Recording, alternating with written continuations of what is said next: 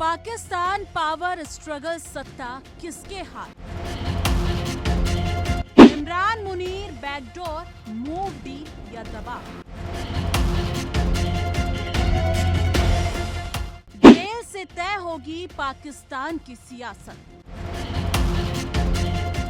पाकिस्तान, जहां सियासत सलाखों के पीछे सांस ले रही है और फैसले बंद कमरों में लिखे जा रहे हैं।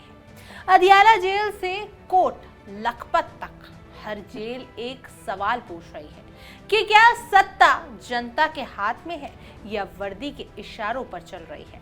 एक तरफ कैद में पड़ा पूर्व प्रधानमंत्री तो दूसरी तरफ जीएचक्यू की खामोशी दीवारें और उनके बीच एक ऐसी डील की आहट जो पूरे मुल्क की किस्मत बदल सकती है या उसे और गहरे अंधेरे में ढकेल सकती है। ये सिर्फ इमरान खान की कहानी नहीं, ये उस पाकिस्तान की कहानी है जो कंगाली, डर और साजिशों के बीच फंसा हुआ है, जहां दोस्ती भी मजबूरी है और सुलह भी सौदेबाजी। जेल के बाहर खामोशी है, लेकिन अंदर सत्ता की लड़ाई चल रही है। सवाल बस इतना है, क्या ये सुलह पाकिस्तान को बचाएगी या एक बार फिर वर्दी जीत जाएगी और लोकतंत्र हार जाएगा? नमस्कार, मेरा नाम भावना सुखीजा है। इंडिया डेली के डिजिटल प्लेटफॉर्म पर आप सभी का स्वागत है और मैं हूं आपके साथ तान्या त्यागी। पाकिस्तान एक ऐसा मुल्क जहां लोकतंत्र सिर्फ कागजों में जिंदा है और असली सत्ता आज भी वर्दी के हाथों में कैद है। आज हम बात कर रहे हैं उस पाकिस्तान की जहां जेलें सत्ता के केंद्र बन चुकी हैं, जहां जनरल तय करते हैं कि कौन प्रधानमंत्री बनेगा, कौन देशद्रोह कहलाएगा। अदियाला जेल से लेकर कोट लखपत जेल तक फैली ये कहानी सिर्फ इमरान खान की नहीं है, ये पूरे पाकिस्तान के सियासी पतन, फौजी दखल और राष्ट्रीय कंगाली की तस्वीर है। एक तरफ जेल में बंद पूर्व प्रधानमंत्री इमरान खान है तो दूसरी तरफ आर्मी चीफ आसिम मुनीर है और इनके बीच अब जिस दोस्ती या सुलह की बात हो रही है वो दरअसल पाकिस्तान की मजबूरी की चीख है, उसकी ताकत नहीं। बिल्कुल सही कहा भावना। पाकिस्तान आज उस मोड़ पर खड़ा है जहां उसे खुद भी समझ नहीं आ रहा है कि वो एक मुल्क है या सेना द्वारा चलाया जा रहा कोई प्रोजेक्ट। इमरान खान जो कभी सेना की मदद से सत्ता तक पहुंचे, आज उसी सेना की आंखों में सबसे बड़ा खतरा बन चुके हैं। उनके खिलाफ करीब 100 मुकदमे, देशद्रोह से लेकर भ्रष्टाचार और खुफिया जानकारी लीक करने तक के आरोप, ये सब इस बात का सबूत है कि पाकिस्तान में कानून नहीं, बदले की राजनीति चलती है। सवाल ये नहीं कि इमरान खान दोषी है या नहीं, सवाल ये है क्या पाकिस्तान में किसी भी नेता को सेना से टकराने की इजाजत है? यही तो असली सवाल है तान्या। जनरल कमर जावेद बाजवा के दौर में शुरू हुआ इमरान और सेना का टकराव आज जनरल आसिम मुनीर के कार्यकाल में खुली जंग बन चुका है। फर्क सिर्फ इतना है कि पहले पर्दे के पीछे खेल होता था, आज सब कुछ खुलेआम हो रहा है।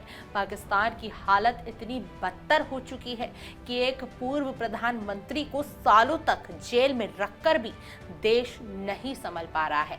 महंगाई आसमान पर है, विदेशी कर्ज सिर पर है, जनता भूखी मर रही है और सरकारें सिर्फ जनरलों के इशारों पर नाच रही हैं।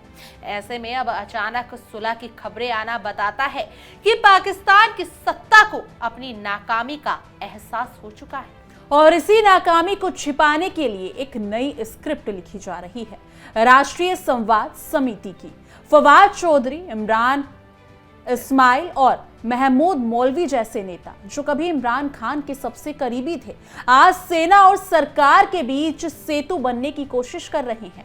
लेकिन जरा सोचिए, अगर पाकिस्तान में लोकतंत्र सच में जिंदा होता तो बातचीत संसद में होती, प्रधानमंत्री कार्यालय में होती, किसी सेना के अधिकारी के जरिए नहीं। यही दिखता है कि पाकिस्तान में असली पावर सेंटर आज भी जीएचक्यू है, ना कि संसद। अब इस पूरे खेल का सबसे दिलचस्प पहलू ये है कि फोकस अदियाला जेल से हटाकर कोट लखपत जेल पर ले जाया जा रहा है। कोट लखपत जेल, जहां शाह महमूद कुरैशी, मियां महमूदुर राशिद, एजाज चौधरी, उमर चीमा और डॉक्टर यास्मीन राशिद जैसे बड़े पीटीआई नेता बंद हैं। ये वही लोग हैं जो अब खुलकर कह रहे हैं कि टकराव नहीं, बातचीत ही एकमात्र रास्ता है। ये बयान अपने आप में पाकिस्तान की सियासत की हार का ऐलान करता है। जब जेल में बंद नेता भी कहें कि लड़ाई बेकार है तो समझ लीजिए कि सिस्टम कितना दमनकारी हो चुका है। लेकिन याद दिलाना जरूरी है कि इमरान खान ने पहले दिन नेताओं की सलाह को सिरे से खारिज कर दिया था। उन्होंने साफ कहा था, कोई डील नहीं, कोई समझौता नहीं, सिर्फ सड़क पर संघर्ष। सवाल ये है, क्या आज भी वही हालत है? जब पार्टियों का बड़ा नेतृत्व जेल में हो, कार्यकर्ता डर में जी रहे हो और सेना हर विरोध को कुचलने पर आमदा हो, तो क्या सड़क की राजनीति वाकई संभव है? पाकिस्तान में आज विरोध करना अपने ही देश में अपराध बन चुका है। सूत्रों की माने तो इस तथाकथित सुलह का असली मकसद कोट लखपत जेल के कैदियों की रिहाई है, ताकि पीटीआई के भीतर ऐसा नेतृत्व उभारा जा सके जो सेना के लिए स्वीकार्य हो। साफ शब्दों में कहें तो पाकिस्तान में एक बार फिर मैनेज डेमोक्रेसी की तैयारी हो रही है, जहां चुनाव होंगे, नेता होंगे, लेकिन फैसले वही होंगे जो वर्दी तय करेगी। ये वही मॉडल है जिसने पाकिस्तान को बार बार तबाही की तरफ ढकेला है। और इस पूरी खबर में सबसे बड़ा झूठ यही है, निवेश का सपना।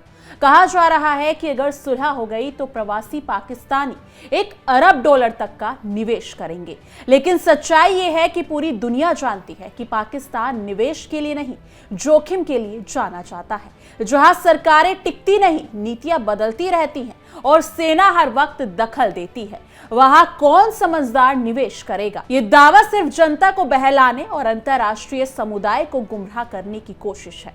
फवाद चौधरी खुद मानते हैं कि ये पहल कई हफ्तों से चल रही थी, लेकिन अदियाला जेल से आए एक ट्वीट ने पूरी कोशिश हिला दी।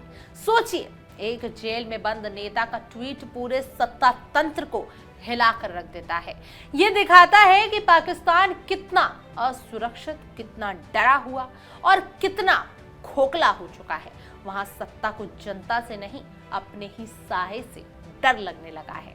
आज पाकिस्तान की सच्चाई ये है कि ना जनता को इंसाफ मिल रहा है, ना नेताओं को आजादी और ना ही संस्थाएं स्वतंत्र हैं। सेना सत्ता छोड़ना नहीं चाहती, नेता सच बोलने से डरते हैं और न्यायपालिका दबाव में काम कर रही है। इमरान खान और आसिम मुनीर की संभावित दोस्ती कोई सकारात्मक संकेत नहीं, बल्कि ये पाकिस्तान की मजबूरी, उसकी कंगाली और उसकी विफलता की मोहर है। कोट लखपत जेल पर टिकी पूरे पाकिस्तान की नजरें दरअसल ये बता रही हैं कि इस मुल्क में संसद नहीं, जेलें और जनरल ही सत्ता का केंद्र हैं। जब तक पाकिस्तान की सेना को राजनीति से बाहर नहीं किया जाता, तब तक वहां ना लोकतंत्र बचेगा, ना स्थिरता आएगी। आज इमरान खान है, कल कोई और होगा, लेकिन कहानी वही रहेगी, क्योंकि पाकिस्तान में चेहरे बदलते हैं, सिस्टम नहीं। बिल्कुल सही कहा भावना। ये देखना काफी दिलचस्प होने वाला है जो आज हाल ही में पूर्व इमरान खान के साथ हो रहा है, यानी कि पूर्व प्रधानमंत्री जो रहे हैं पाकिस्तान के, उनके साथ हो रहा है। क्या आने वाले दिनों में शहबाज शरीफ के साथ भी सेम चीजें दोहराई जा सकती हैं? क्योंकि जहां पर आसिम मुनीर के फैसले सुने जा रहे हैं, वहां पर देखना काफी दिलचस्प होने वाला है कि आने वाले दिनों में आगे क्या कुछ होता है पाकिस्तान में। लेकिन इस मुद्दे पर आपकी क्या राय है? कमेंट सेक्शन में अपनी राय जरूर साझा कीजिएगा। बाकी देश और दुनिया की तमाम बड़ी खबरों के लिए देखते रहिए इंडिया डेली और हमारा खास शो तहकीकात, हर खबर की तह तक।